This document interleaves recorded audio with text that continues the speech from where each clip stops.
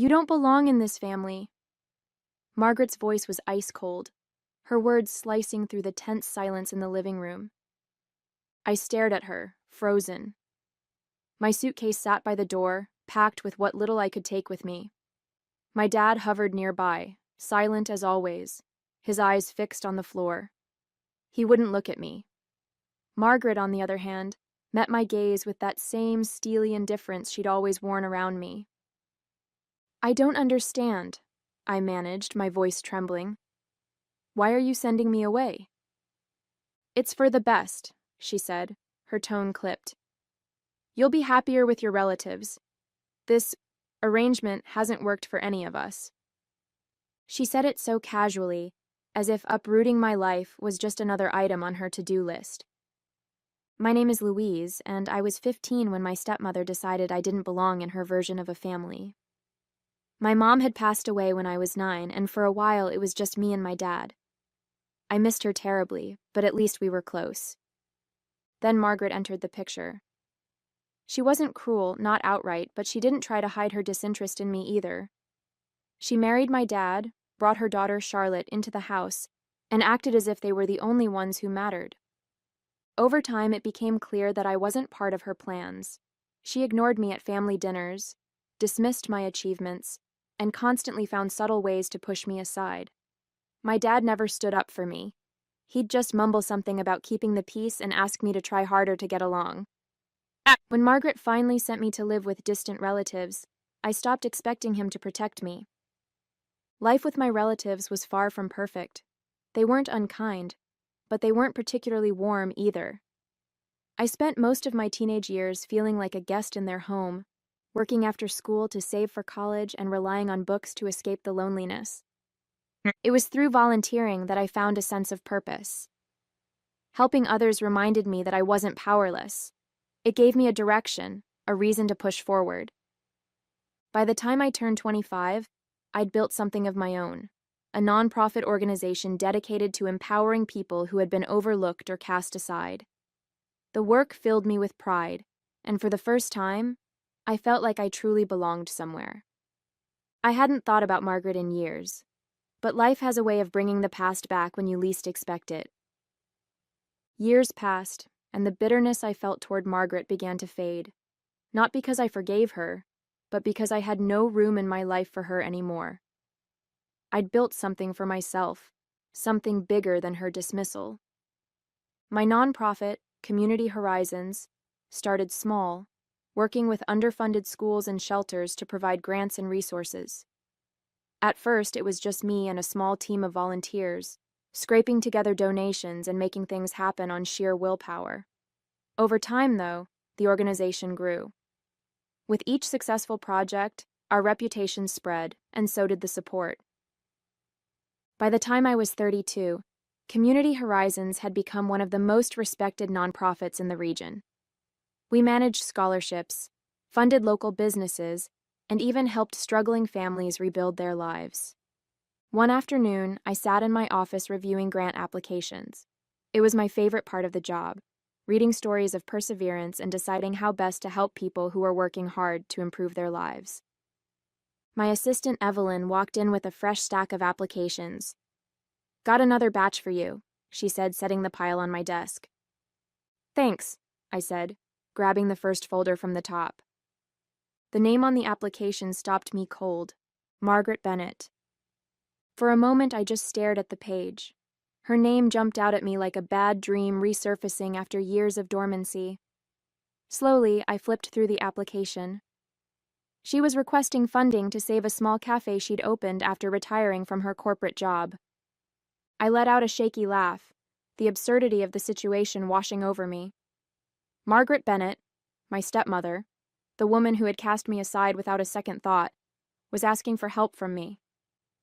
Evelyn noticed my expression. "Everything okay?" she asked. I cleared my throat, slipping the folder back onto the pile. "Yeah, just a familiar name, that's all." "Good familiar or bad familiar?" she asked, raising an eyebrow. "Let's just say it's complicated," I replied. Later that evening, I couldn't stop thinking about it. The irony was almost poetic. The woman who had once told me I didn't belong in her family was now turning to my organization for help. Part of me wanted to laugh, but another part of me felt something else. Anger, maybe, or sadness. After all these years, Margaret's actions still lingered in the corners of my mind, reminding me of the rejection I'd worked so hard to overcome. But this wasn't just about the past. Now, I had the power to decide how this story would end. The next morning, I sat at my desk with Margaret's application spread out in front of me. My coffee had gone cold, but I barely noticed. The details of her request painted a picture of desperation. Her cafe was struggling due to rising costs and declining foot traffic. She needed funding to keep the doors open, to pay her employees, and to stay afloat. I could almost hear her voice in my head, justifying the situation. "It's for the greater good," she would have said, as if her struggle erased all the damage she'd done to me. Evelyn knocked on the door and poked her head in. "Hey, we've got that board meeting in 20 minutes. You ready?" I nodded, closing the folder. "Yeah, I'll be there." She hesitated. "You sure you're okay? You've been quiet today." I forced a small smile. "I'm fine, just a lot on my mind." As she left, I leaned back in my chair, staring at the ceiling. What was I supposed to do? Reject her application out of spite? Approve it and pretend the past didn't matter? Both options felt wrong. Later that day, I called my mentor, Claire. She'd been there for me since the early days of Community Horizons, guiding me through tough decisions and offering wisdom when I needed it most. "What's on your mind?" she asked as soon as she answered. I explained the situation, trying to keep my emotions in check. "Part of me wants to throw the application in the trash," I admitted. "But another part of me feels like, I don't know, like this is some kind of test." Claire was quiet for a moment. "Do you think she knows it's your organization?" "No," I said firmly. "She wouldn't have applied if she did." "Then the question isn't about her," Claire said. "It's about you. What kind of person do you want to be in this moment?" Her words hit me hard. "I want to do what's right," I said, though my voice wavered. "Then take your time," she replied. "You don't have to decide today." That evening, I opened Margaret's file again, this time with a calmer mind. Her cafe might not have been my concern, but her employees were. They didn't deserve to lose their jobs because of her poor management. I realized I wasn't just deciding Margaret's fate.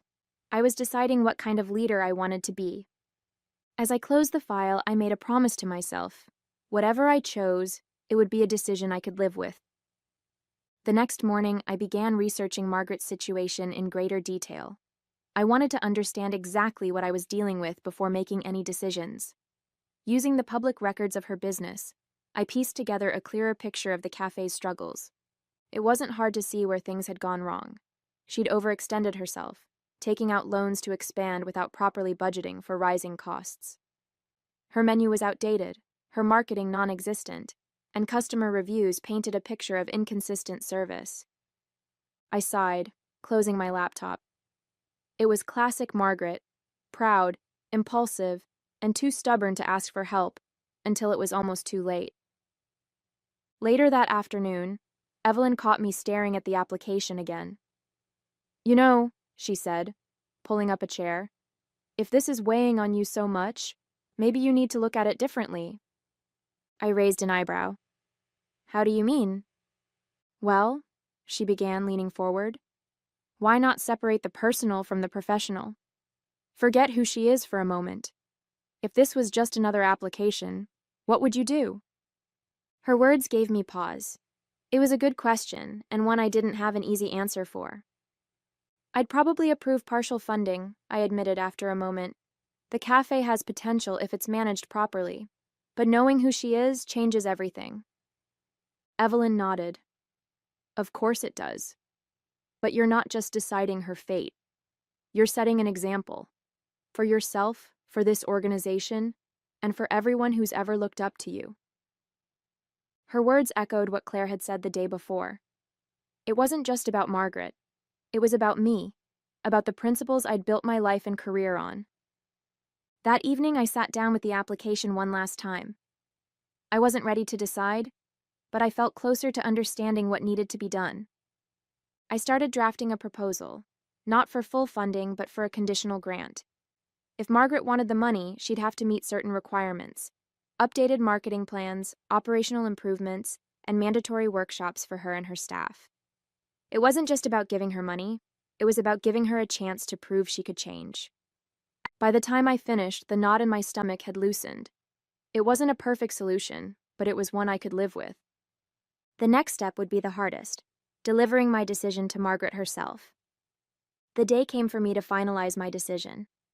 As I sat in my office reviewing the proposal I'd drafted, my emotions were a tangled mess of anger, pity, and a quiet determination to stay true to my values. Evelyn knocked softly on the door and stepped in. "You've been staring at that file for hours," she said, sitting across from me. "Are you ready?" "I think so," I replied, "but the hard part's still ahead." She tilted her head. "You're going to tell her in person, aren't you?" I nodded. "It's the only way. She deserves to hear it directly from me." Evelyn hesitated, then placed a hand on my desk. "You don't owe her this, you know. After everything she did to you, no one would blame you for sending an email and washing your hands of it." "I know," I said softly, "but this isn't about her. It's about me." 2 days later, I stood in the lobby of Margaret's cafe.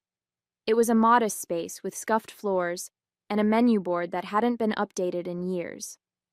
The hum of conversation filled the room, but there was a heaviness in the air, a quiet acknowledgement that this place was struggling to stay afloat. Margaret appeared from the back, her eyes widening when she saw me. "Louise," she said, her voice tinged with both surprise and unease. "Hi, Margaret," I said evenly. She wiped her hands on her apron, glancing around the room as if searching for an escape route. What are you doing here?" I held up the folder containing her application. "We need to talk." Her face paled as realization dawned. "You're the one reviewing my grant?" "I am," I confirmed, my tone calm but firm. "Let's find somewhere private to talk." We sat down in a small, cramped office at the back of the cafe. Margaret's hands fidgeted in her lap as I opened the folder. "I've reviewed your application," I began, keeping my tone professional. "And I have some thoughts." Her eyes darted to mine. "I didn't know," she started, but I raised a hand to stop her. "This isn't about what you knew or didn't know," I said. "It's about the state of your business and whether or not I believe this grant can make a difference." She swallowed hard, nodding silently. I laid out my conditions: partial funding contingent on her participation in workshops, implementing a marketing plan, and providing regular updates on her progress. "If you agree to these terms, we'll approve the grant," I concluded. Margaret's lips trembled as she nodded again, her voice barely above a whisper. "Thank you." Her gratitude sounded genuine, but I couldn't shake the feeling of lingering tension between us. This wasn't the end. It was only the beginning of a much-needed reckoning. The silence in the office hung heavy after I laid out the terms of the grant. Margaret sat across from me, her hands twisting nervously in her lap. For someone who had always exuded confidence, seeing her like this felt almost surreal. "I appreciate this," she said finally, her voice uneven. I know I don't deserve it." Her words caught me off guard. Margaret wasn't someone who admitted fault easily, and hearing her say it now stirred something in me. Anger, pity, and a faint flicker of something I couldn't yet name. "This isn't about what you deserve," I replied, keeping my tone steady. "It's about the people who depend on you. Your employees, your customers. They deserve a chance." She nodded, her eyes dropping to her hands. "I didn't know it was you," she said softly. "If I had, I wouldn't have applied." "That's exactly why you need to hear this," I said, leaning forward. "You cast me aside, Margaret. You made me feel like I didn't matter, like I wasn't part of the family. And now you're sitting here asking for help. Do you see the irony in that?" She flinched, her shoulders sinking. "I was wrong," she murmured, barely audible. I wanted to feel vindicated, to bask in the satisfaction of hearing those words. But instead, I felt an ache in my chest, a reminder of the years I'd spent carrying the weight of her rejection. "Why did you do it?" I asked, the question slipping out before I could stop myself. Margaret looked up, her eyes glistening with unshed tears. I don't know," she admitted. "When your mother died, I thought I could handle it. But I wasn't ready for you. I was scared, and I took the easy way out." Her voice cracked, and she looked away. "It doesn't excuse what I did. I know that. I don't know how to make it right." For a moment, I just stared at her, my emotions a swirling mix of anger, sorrow, and something resembling closure. Margaret wasn't the invincible figure I'd built up in my mind. She was flawed, broken, and human. "You can start," I said finally, "by taking responsibility for your actions. Not just with me, but with everyone you've let down." She nodded slowly, her expression somber. "I'll do better," she whispered. I didn't know if I believed her, but in that moment, it didn't matter. This wasn't about her redemption. It was about me finding the strength to move forward. As I stood to leave, she reached out hesitantly. "Thank you, Louise.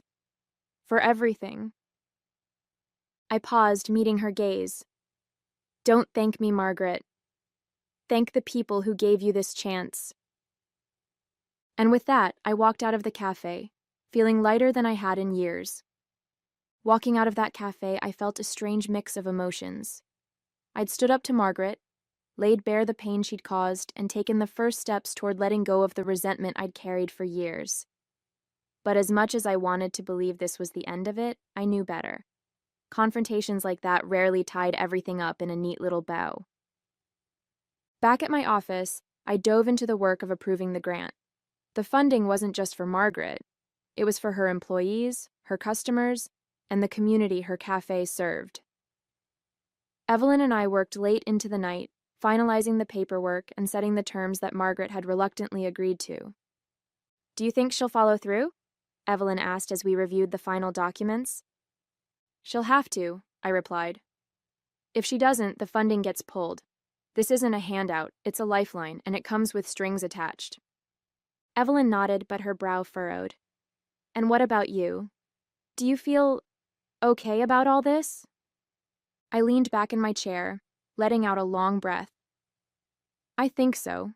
It's complicated, but at the end of the day, this is bigger than her or me. I have to believe that doing the right thing will pay off in the long run." The next few weeks were a whirlwind of activity.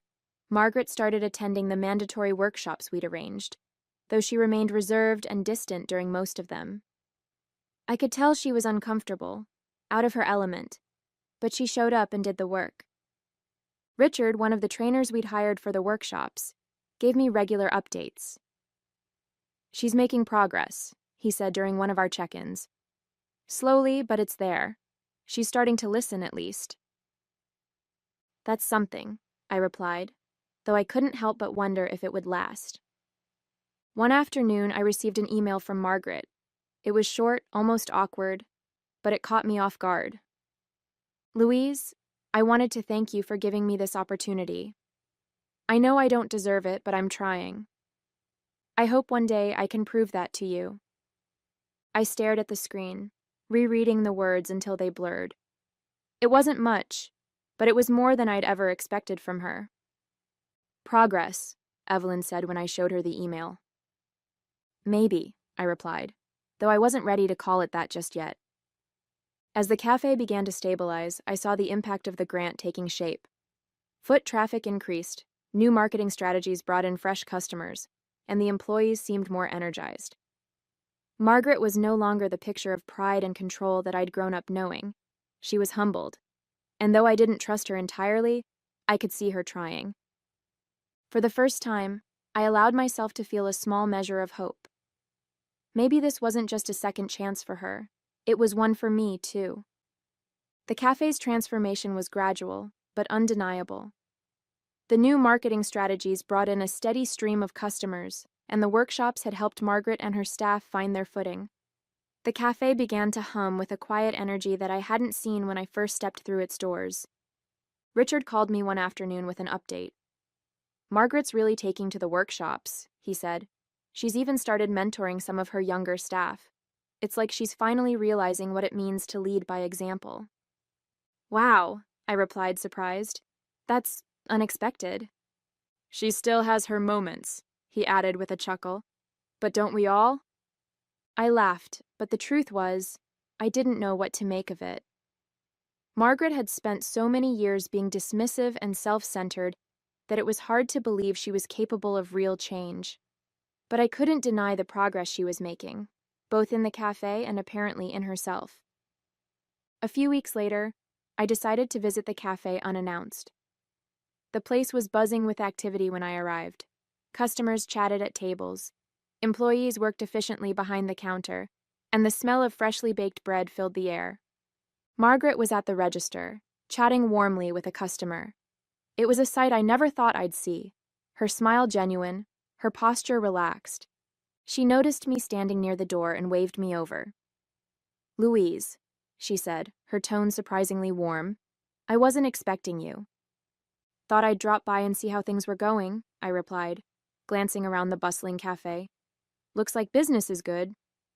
"It is," she said, pride flickering in her eyes. "Thanks to you." Her words caught me off guard. "It's not just me," I said. "You did the work. You earned this." Margaret hesitated, then nodded. "Still, I wouldn't have gotten here without your help." We sat down at one of the tables, and for the first time our conversation felt almost normal. She talked about the challenges of running the cafe, the lessons she'd learned in the workshops, and her plans for the future. "I didn't think I'd enjoy mentoring," she admitted, "but it's been rewarding. The younger staff, they remind me of myself when I first started out. It feels good to help them find their way." Hearing her say that stirred something in me. Maybe people could change if given the chance. As I left the cafe that day, I felt lighter. Margaret's journey wasn't over, and neither was mine. But for the first time, it felt like we were moving in the right direction, separately, but with a newfound respect for each other's paths. Helping her wasn't about redemption or repairing the past. It was about staying true to myself and the values that had shaped me. And in doing so, I'd found a sense of peace I never thought possible. In the weeks following my visit to the cafe, I found myself reflecting on the unexpected turn of events. Margaret's progress was undeniable, and while I wasn't ready to rewrite our history, I couldn't ignore the changes I'd seen in her. One afternoon, I sat at my desk, reviewing a new batch of grant applications. It felt good to return to the work that had always grounded me, but Margaret's file lingered in the back of my mind like an unfinished chapter. Evelyn walked in with her usual pep, placing a cup of tea on my desk. "You've been quiet lately," she said, leaning against the doorframe. "Still thinking about Margaret?" I nodded, wrapping my hands around the warm mug. It's strange. For so long, I told myself I didn't care about her or what she thought of me. But now, I don't know. Seeing her change, it's harder than I expected. "Harder how?" Evelyn asked, her tone curious. "Because it means I can't hold on to the anger anymore," I admitted. "She's not the same person who sent me away, and that scares me, in a way." Evelyn smiled gently. "Letting go of anger isn't weakness, Louise, it's strength. It means you're moving forward, even if she's still catching up." Her words resonated more than I expected. Maybe Evelyn was right. Maybe it was time to let go, not to forgive entirely, but to release the weight of the resentment I'd carried for so long. That evening, I sat by my window, watching the city lights flicker in the distance. I thought about everything that had led me here, the rejection, the struggle, the choices I'd made to build a life that felt meaningful. I didn't need Margaret's approval or validation. I'd proven to myself that I was capable, that I could thrive despite her doubts. But I also realized that holding on to the past would only hold me back. With a deep breath, I made a decision. I would continue supporting the cafe as long as Margaret kept up her efforts. Not for her, but for the people who relied on it, and for me, to honor the person I'd become. This wasn't about fixing the past. It was about moving forward, with or without her. A month later, I received an email update from Richard about Margaret's cafe. The subject line read, "Milestone reached." Curious, I opened it to find a detailed report on their recent successes. Sales had tripled since the implementation of new strategies. Employee retention had improved, and customer reviews were glowing. Attached to the email was a photo of Margaret standing behind the counter, smiling as she handed a customer a pastry. For the first time, she looked genuinely happy, not just proud or determined, but content. I stared at the image for a long time, feeling a mix of emotions I couldn't quite name. This was what I'd hoped for when I approved the grant. Not just financial recovery, but personal growth. Margaret had found a way to adapt, to lead, to build something meaningful again. But most importantly, I realized I had found a way to let go. That evening, Evelyn and I went out for dinner to celebrate Community Horizons' recent achievements. Over a plate of steaming pasta, she leaned across the table and said, "So, what's next for you?" I raised an eyebrow. "What do you mean?" "I mean, you've built this incredible nonprofit. You've faced down the ghosts of your past, and you've come out stronger for it. What's the next big thing on your horizon?" I smiled, considering her question. "Honestly, I think I just want to keep doing what we're doing, helping people, making a difference. But maybe—" I trailed off, an idea forming in the back of my mind. "Maybe what?" she pressed, her eyes lighting up. "Maybe it's time to expand," I said slowly. "Not just grants, but mentorship programs, workshops for people like Margaret, business owners who need guidance and support to adapt." Evelyn grinned. Now that's the Louise I know, always thinking ahead. As I walked home that night, I felt a sense of clarity I hadn't felt in years. The work I'd done with Community Horizons had always been about more than just grants or numbers. It was about giving people a chance to grow, to change, to become better versions of themselves. Margaret's journey had shown me that growth was possible even in the most unlikely circumstances. And while I still didn't fully trust her, I could acknowledge her progress without carrying the weight of the past. I didn't need closure from her. I'd found it in myself. The next morning, I sent Richard a reply to his email. "Great work," I wrote. "Let's keep the momentum going." It wasn't flashy or dramatic, but it was enough. For the first time, I felt free. Free to move forward, to dream bigger, and to let the past be just that, the past.